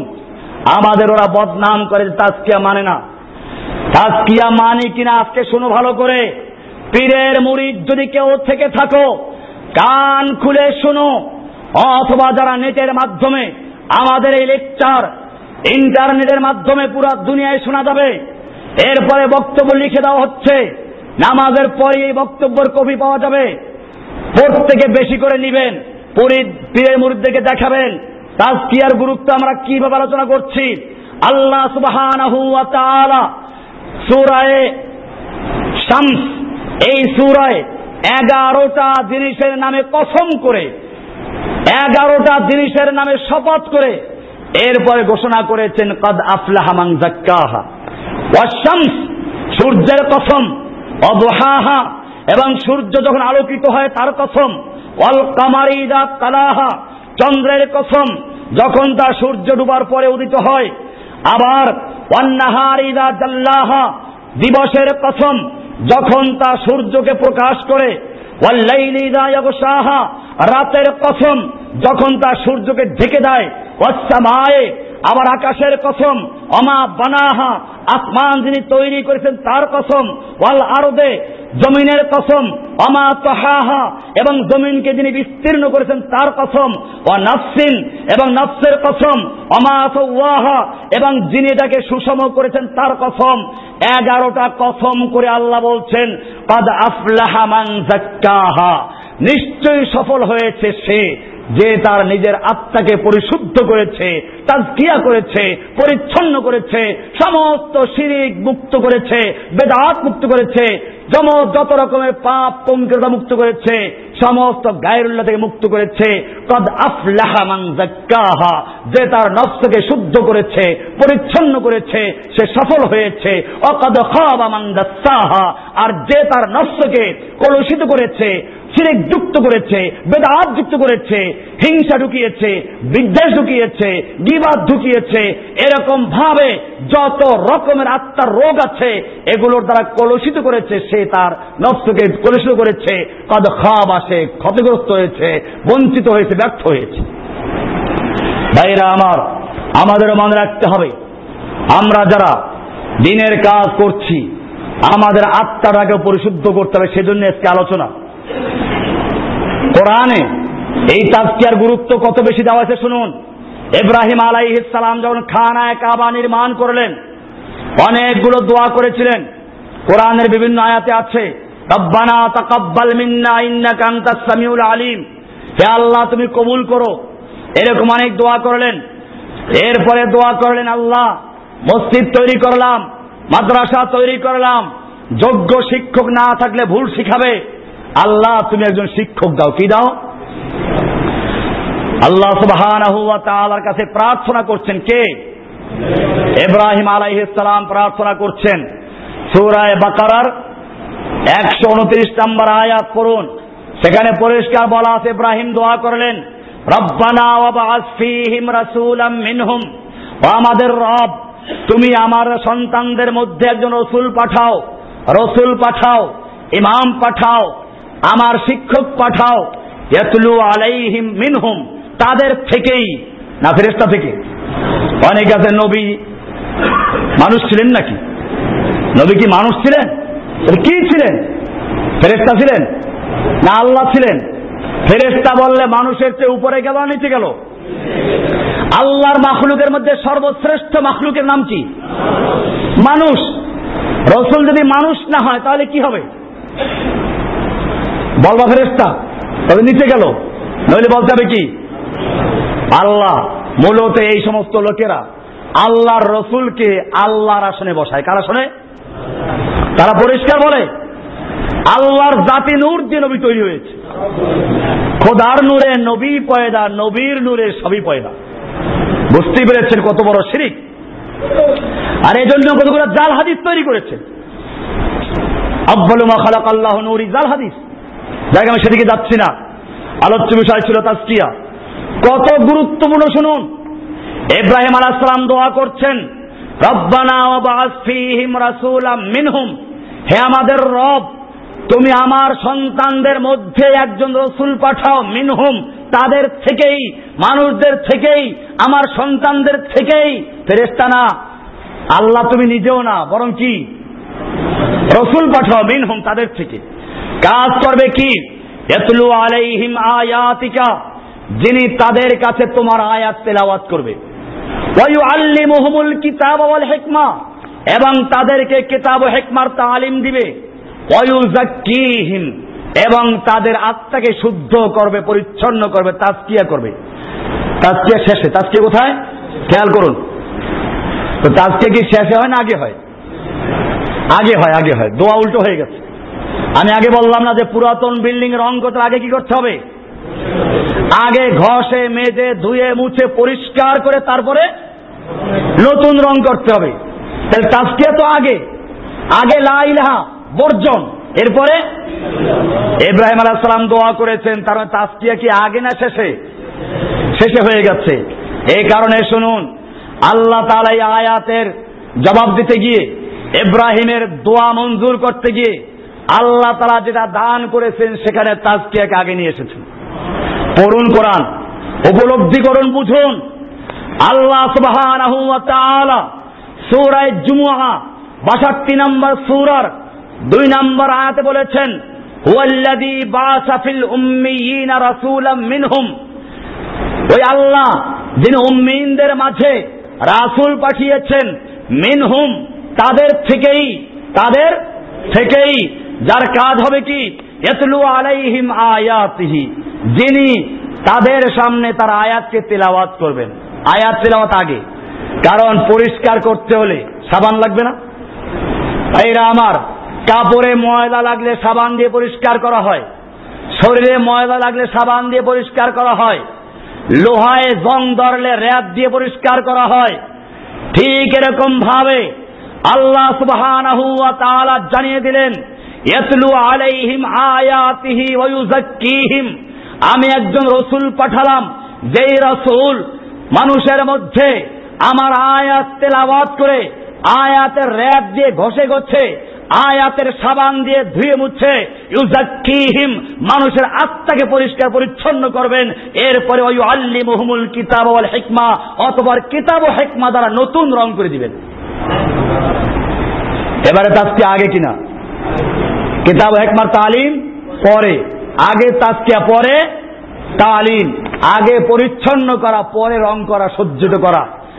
এখানে সেটাই সুন্দর করে বলা হয়েছে, এটা আছে সূরা জুমার 2 নম্বর আয়াতে, একই কথা বলা আছে আরেক আয়াতে, লাকাদ মান্নাল্লাহু আলাল মুমিনিন ইয বাআসা ফীহিম রাসূলাম মিন আনফুসিহিম ইয়াতলু আলাইহিম আয়াতিহি ওয়া ইউযাক্কিহিম ওয়া ইউআল্লিমুহুমুল কিতাবা ওয়াল হিকমা। এখানে একই কথা বলা হয়েছে, আল্লাহ তাআলা মানুষের উপরে, মুমিনদের উপরে ইহসান করেছেন, দয়া করেছেন, একজন রাসূল তাদের মধ্য থেকে পাঠিয়েছেন, যার কাজ হচ্ছে ইয়াতলু আলাইহিম আয়াতিহি, মানুষের সামনে আল্লাহর আয়াত তেলাওয়াত করবে, ওয়া ইউযাক্কিহিম এবং আয়াতের মাধ্যমে ওয়া ইউযাক্কিহিম তাদেরকে পরিচ্ছন্ন করবে, আত্মাকে শুদ্ধ করবে, ওয়া ইউআল্লিমুহুমুল কিতাব ওয়াল হিকমা এবং কিতাব ও হিকমার নাফিদের ওজিফা তালিম দিবে। পরিষ্কার করুন, পরিষ্কার বলা আছে ওয়া ইউআল্লিমুহুমুল কিতাব ওয়াল হিকমা, যিনি মানুষকে কিতাব ও হিকমার তালিম দিবে। এই কিতাব ও হিকমার তালিম বাদ দিয়ে যারা পীরদের ওজিফা বাতলায়, 126 তরিকা, 350 তরিকা, লতিফার জিকির, চিশতিয়া কাদরিয়া তরিকার জিকির শিখায়, পাঠান পাশের জিকির শিখায়, হাফসে দামের জিকির শিখায়, আল্লাহর কালাম বাদ দিয়ে মানুষকে পীরদের তরিকার দিকে ঢুকিয়ে দেয়, তারা কি নবীওয়ালা কাজ করে না শয়তানের কাজ করে? কোরআনের আয়াত পরিষ্কার পড়ার চেষ্টা করবেন। আয়াত নাম্বার দিয়ে দেওয়া হচ্ছে, কারো কোনো দ্বিমত থাকলে কোরআনটা খুলে দেখুন, যদি কোরআনের সঙ্গে মিলে যায় তাহলে এই বক্তব্য আর মুফতি জসিমউদ্দিন রহমানের বক্তব্য নয়, এই বক্তব্য আল্লাহ সুবহানাহু ওয়া তাআলার, আল্লাহর বক্তব্যের সঙ্গে যদি কোনো ব্যক্তি দ্বিমত করে পীরের মুরিদ হওয়ার কারণে, পীরের তরিকা ধরার কারণে, কোরআনের কোন বিধানকে স্বীকার করে, কোরআনের কোন বিধানকে অবজ্ঞা করে, কোরআনের বিধানকে মানতে সে অসন্তুষ্টি প্রকাশ করে, সে ব্যক্তি যাই হোক না কেন আল্লাহর ওলি হতে পারে না। পরিষ্কার ভাবে বুঝতে হবে, তাজকিয়া আগে পরিষ্কার করা, তারপরে নতুন কালার করা। কি দিয়ে? কিতাব হিকমতের তালিম দিয়ে। কিতাব হিকমার বাইরে দেওয়ার কোনো সুযোগ নেই। আল্লাহর রাসূল সাল্লাল্লাহু আলাইহি ওয়াসাল্লাম বলেছেন, এই তাজকিয়ার একটা গুরুত্ব এত বেশি, আল্লাহর রাসূল সাল্লাল্লাহু আলাইহি ওয়াসাল্লাম বলছেন, আলা ইন্না ফিল জাসাদে মুদগা ইযা সালুহাত সালুহাল জাসাদু কুল্লু ওয়া ইযা ফাসাদাত ফাসাদাল জাসাদু কুল্লুহু আলা ওয়া হিয়াল কলব। আল্লাহর রাসূল সাল্লাল্লাহু আলাইহি ওয়াসাল্লাম বলছেন, আলা ইন্না ফিল জাসাদে মুদগা, শুনে রেখো, নিশ্চয় দেহের মধ্যে একটা গোশতের টুকরা আছে, ইযা সালুহাত, ওই টুকরা যদি ঠিক থাকে, ওই অংশ ঠিক থাকে, সালুহাল জাসাদু কুল্লুহু, তাহলে পুরা দেহ ঠিক থাকবে। ওয়াইদা ফাসাদাত, আর যদি ওই দেহের অংশটা নষ্ট হয়ে যায়, খারাপ হয়ে যায়, ফাসাদাল জাসাদু কুল্লুহু, তাহলে পুরা দেহ নষ্ট হয়ে যায়। আলা ওয়াহিয়াল কলব, জেনে রাখো সেইটার নাম কি? কলব। হাদিসটা আছে বুখারীর 52 নম্বর হাদিস, মুসলিমের 4178 নম্বর হাদিস, ইবনে মাজার 3984 নম্বর হাদিস, মুসনাদে আহমদের 18374 নম্বর হাদিস। এই হাদিস প্রায় সব কিতাবই আছে, প্রসিদ্ধ হাদিস, সহিহ হাদিস। বোঝা গেল ওই কলবটা যদি ঠিক থাকে সে মানুষ থাকে, কলবটা নষ্ট হলে মানুষ থাকে না। এই কারণেই কোন একজন কবি বলেছেন, গারবা সুরাত আদমি ইনসাবুদে, আহমদ আবু জাহল হাম এক সাবুদে। সূরাতের নাম মানুষ নয়, সূরাতের নাম যদি মানুষ হতো, চেহারার নাম মানুষ হতো, তাহলে আবু জাহেল আর আবু লাহাব আর মুহাম্মদ সাল্লাল্লাহু আলাইহি ওয়াসাল্লাম একই হতেন, কারণ সবাই মানুষ, চেহারা কাছাকাছি ছিল। এমনি ভাবে কুওয়াত শক্তির নাম মানুষ নয়, গরবা কুওয়াত আদমি ইনসাবুদে গাও খর আজ আদমি বেহতার সুদে। এর একটু ভুল আছে এখানে, এটা কুওয়াত হবে এখানে। যদি শক্তির নাম মানুষ হতো তাহলে মানুষের চেয়ে গরু গাধা ভালো হতো। গরু গাধার গায়ে, বাঘের গায়ে শক্তি মানুষের বেশি আছে, বোঝা গেল শক্তির নাম মানুষ নয়। ভাইরা আমার, এই কলবটা যার ঠিক আছে এই ব্যক্তি মানুষ, আর যার কলব ঠিক নেই সে মানুষ না, বরং মানুষের গিলাপ পড়ে আছে। হামজিয়াবুন ফি সিয়াবিন, একটা সিংহকে যেরকম মানুষের মুখোশ পরাই দিলে যা হয় তাই হচ্ছে, আসলে সেটা মানুষ, আসলে সেটা কি? পশু। পশু দেখেন না পশুগুলো কি করে? একটা বুড়ো আলেমকে, জীবন্ত একটা আলেমকে নির্যাতন করে করে তার কোমর থেকে বাকি অংশ পচিয়ে ফেলেছে। একটা জীবন্ত মানুষের নখের ভিতরে সুচ ঢুকিয়ে দিয়ে, আলপিন ঢুকিয়ে চরম নির্যাতন করে লোক যখন মারা যাচ্ছে, তখন তড়ি ঘড়ি তাকে সব জামিন দিয়ে দিল। দেখেন নাই? ভাইরা আমার, আমি এই বিষয়গুলো বলতে চাচ্ছি না, কারণ বলবো কোন সমাজে? মানুষের সমাজ হলে কথা বলা যায়। পশুর কাছে, পশুর কাছে কোরআন হাদিসের বাণী শুনিয়ে লাভ নাই। পশুর জন্য কোরআন নয়, পশুর জন্য লাঠির প্রয়োজন। কি প্রয়োজন?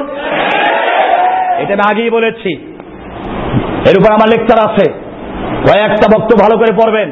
মোরা আর কত মার খাবো বই আছে আমার এখানে, যারা নতুন তারা নিয়ে যাবেন। এরকম ভাবে অস্ত্র ছাড়ো, হরতাল ছাড়ো, অস্ত্র ধরো, কারণ এগুলো দিয়ে আর কাজ হবে না। পশুর জন্য ওয়াজ নসিহত করলে চলে না। আপনি একটা গরুকে বুঝেন, এই গরু তোর আমি ভালো ঘাস দিব, ভালো খাওয়ান দিব, ওই আমার পাশের খেতে যাবি না, প্রতিবেশীর খেতে ধানে মুখ দিবি না, গরু কি শুনবে? গরুকে কি লাগবে? গরুকে লাগবে লাঠি, যার জন্য যা প্রয়োজন। যাই হোক, বলছিলাম এই শক্তির নাম মানুষ নয়, চেহারা সুরতের নাম মানুষ নয়। এই জন্য হাদিসে বলা হয়েছে, ইন্নাল্লাহা লা ইয়ানজুরু ইলা সুওয়ারিকুম ওয়ালা ইলা মালিকুম ওয়ালাকিন ইয়ানজুরু ইলা কুলুবিকুম ওয়া নিয়াতিকুম। আল্লাহ তাআলা তোমাদের আমল দেখেন না, তোমাদের চেহারা দেখেন না, কার চেহারা কি সুন্দর, কার দেহ কিরকম সুন্দর, আল্লাহ এটার দিকে তাকান না। ওয়ালাকিন ইয়ানজুরু ইলা কুলুবিকুম ওয়া নিয়াতিকুম, আল্লাহ তাআলা দেখেন তোমাদের কলব আর তোমাদের নিয়ত। এবারে আমরা আলোচনা করব কলব কিভাবে নষ্ট হয়। কলব কিভাবে নষ্ট হয় এটা আলোচনা করে আজকে শেষ করতে হবে। হাদিস শরীফ আল্লাহ রাসূল সাল্লাল্লাহু আলাইহি ওয়াসাল্লাম বলছেন, মুসলিম শরীফের 386 নম্বর হাদিস, তুরাজুল ফিতানু আলাল কুলুবে কাহাসিরিন উদান উদান। একটা চাটাই যেরকম একের পর এক পাতা যুক্ত করে চাটাই তৈরি করা হয়, এরকম ভাবে মানুষের কলবের উপরে, মানুষের আত্মার উপরে একের পর এক ফিতনা যুক্ত হয়। কি যুক্ত হয়? তুরাজুল ফিতানু আলাল কুলুবে কাহাসিরিন, চাটাইয়ের মতো। হাসির মানে কি? চাটাই। হাসির মানে কি? চাটাই। চাটাইয়ের মতো। উদান উদান, এক একটা করে পাতা, এক একটা করে পাতার মতো। ফাইয়ু কলবিন উশরিবাহা, যেই কলবে এরকম ফিতনা ঢুকে যায়, এটাকে গ্রহণ করে, লুকিতা ফিহি নাকতাতান সাওদা, তখন তার সেই কলবে একটা কালো দাগ পড়ে যায়। ওয়া আইয়ু কলবিন আনকারাহা, আর যেই কলব এই ফিতনা গ্রহণ করে না, ফিতনাকে সরিয়ে দেয়, আল্লাহর দিকে রুজু হয়, গুনাহকে গ্রহণ করে না, ফিতনায় জড়ায় না, নুকিতা ফিহি নুকতাতান বাইদা, তখন তার কলবে একটা সাদা দাগ পড়ে। কি দাগ পড়ে? হাত্তা তাসির আলা কলবাইনে, এইভাবে দুইটা কলব হয়ে যায়। আলা কলবাইনে আলা আবিয়াদ মিসলুস সাফা, একটা কলব যেটা একেবারে মরমর পাথরের মতো সাদা হয়ে যায়। ফালা তাদুররু ফিতনাতুন, ওই কলবটাকে কোন ফিতনা, কোন রকম পীর, কোন ইবলিস, কোন দাজ্জাল কেউ তার ক্ষতি করতে পারবে না। মা দামাতিস সামাওয়াতু ওয়াল আরদু, যতক্ষণ পর্যন্ত আসমান এবং জমিন থাকবে। তার মানে কিয়ামত পর্যন্ত এই রকম কলবের অধিকারী লোকদেরকে কেউ ক্ষতি করতে পারবে না। এজন্য পরিষ্কার অন্তর রাখতে হবে, যদি অন্তরটাকে পরিষ্কার করতে পারেন, ইনশাআল্লাহ এই সমাজে যত শিরিক আর যত বেদাত আর যত পীর আর যত ফকির থাকুক না কেন কোনো ক্ষতি করতে পারবে না। অপরদিকে ওয়াল আখিরু আসওয়াদু মুরবাদান, আর অপর কলব যেটা ফিতনাকে গ্রহণ করে প্রশ্রয় দেয়, কয় যে এত দাল আমি কই যাব কি করব, এই বলে ফিতনাকে সুযোগ দেয়। আল্লাহর রাসূল সাল্লাল্লাহু আলাইহি ওয়াসাল্লাম বলছেন, কাল কুযে মুযাখিয়ান লা ইয়ারিফু মারুফান ওয়ালা ইউনকিরু মুনকারান, তার অন্তরটা হচ্ছে কালো দাগ, অন্তরটা হচ্ছে কাল কুযে মুযাখিয়ান, উপর হওয়া কলসির মতো। কার মতো? এটা কলসি উপর হয়ে থাকলে পরে যা হয় সেরকম। এটা লা ইয়ারিফু মারুফান ওয়ালা ইউনকিরু মুনকারান, এর মধ্যে কিছুই নাই। সে ভালোকে ভালোভাবে গ্রহণ করতে পারে না, মন্দকে মন্দভাবে গ্রহণ করতে পারে না, কোনো যোগ্যতা নাই তার, পার্থক্য করতে পারে না। সে কদি এত আলেম কই যাব, ওরাও তো আলেম, বাইতুল মুকাররমে এই কাজ করে, আজাদ মধ্যে এই কাজ করে, খালি আপনি একাই বুঝলেন, এইরকম একটা ধাক্কা দিয়ে সে কি করে ফেলবে। কোরআন এবং হাদিস দিয়ে যত তাকে বুঝান কোনো কাজ হবে না। আপনি চাউল যদি পানিতে দিয়ে তারপরে আগুনে জ্বালান, ভাত হয়ে যাবে, আরো জাল দিলে জাউ হয়ে যাবে, কিন্তু চাউলের সঙ্গে যে পাথর থাকে, পাথর কি গলে? ঠিক এরকম ভাবে যেই অন্তরগুলো পীরের দরবারে মাথা ঝুঁকিয়ে দিয়েছে, পীরের অধীনে পড়তে পড়তে নষ্ট হয়ে গেছে, আল্লাহর রাসূল সাল্লাল্লাহু আলাইহি ওয়াসাল্লাম বলছেন ওর কলবটা আসওয়াদু মুরবাদান, একেবারে কালো হয়ে গেছে, কালো কলসির মতো দাগ পড়ে গেছে, কাল কুযে মুযাখিয়ান, একেবারে উপর হওয়া কলসের মতো, লা ইয়ারিফু মারুফান ওয়ালা ইউনকিরু মুনকারান, সে ভালো আর মন্দ কিছুই তো মিস করতে পারে না, ইল্লা মা উশরিবা মিন হাওয়াহু, তার পীর তার নফস যারা বুঝাইছে ওটার উপরে সে অটল হয়ে আছে। হাদিসটা মুসলিমের 386 নম্বর হাদিস। এই হাদিস থেকে বোঝা গেল কলব হঠাৎ করে নষ্ট হয় না, আস্তে আস্তে নষ্ট হয়, ধীরে ধীরে কালো হয়ে যায়। একবারে যখন কালো হয়ে যায় তখন আর তাদেরকে কোনো বুঝ দেওয়া চলবে না, তাদেরকে হাদিস কোরআন বুঝাইলে চলে যা খেপে খাবে না। আমার ভাইয়েরা, সেজন্য আমি আপনাদেরকে বলি, যারা একেবারে পীরের মুরিদ হয়ে গেছে, গোমরাহির মধ্যে লুপ্ত হয়ে গেছে, আপনারা তাদের পিছনে মেহনত করার কোনো প্রয়োজন নেই। এদের সামনে কোরআন সুন্নাহর দারাস পেশ করে কোনো লাভ নেই, দাওয়া পেশ করে লাভ নেই। এদেরকে ওয়াইদা খাতাবাহুল জাহিলুনা ক্বালু সালামা, জাহেল মূর্খ লোকদেরকে দেখলে সালামান, বিদায় নেওয়া তাদের থেকে। ভাইরা আমার, এবারে আমরা কলবের প্রকারভেদ, কলব কত প্রকার, আমরা সে আলোচনাগুলো করবো ইনশাআল্লাহ। আগামী জুমাতে আরো আগে আসবেন। এই বইটা আসলে আজকে শেষ করা যায় নাই, এই জন্য আজকে ওইটার উপর আলোচনা হলো। আল্লাহর রাসূল সাল্লাল্লাহু আলাইহি ওয়াসাল্লাম কলবকে ভাগ করেছেন। কোরআনে 5 প্রকার কলবের কথা বলা আছে, মৌলিক 3 প্রকার কলব। আপনার আমার কলবটা কোন প্রকারের যাচাই করা দরকার আছে কিনা?